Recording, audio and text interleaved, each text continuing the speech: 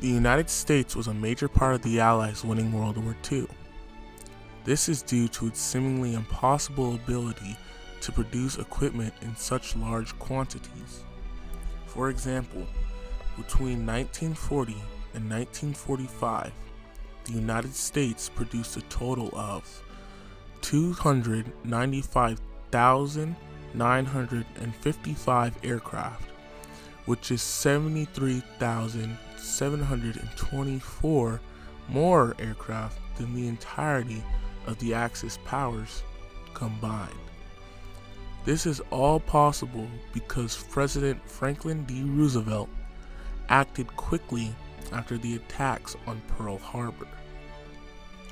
By converting toy, appliance, and car factories into military factories, military production increased tremendously.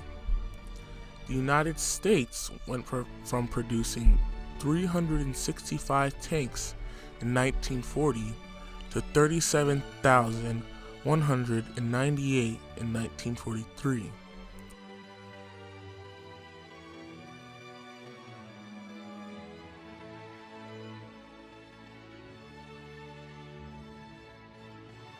This major jump in production in such a short period made the United States a necessary ally with mutually beneficial Lend-Lease agreements across said Allied powers.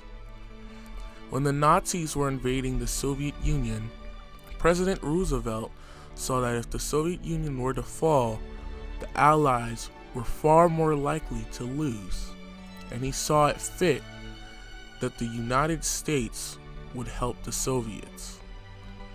In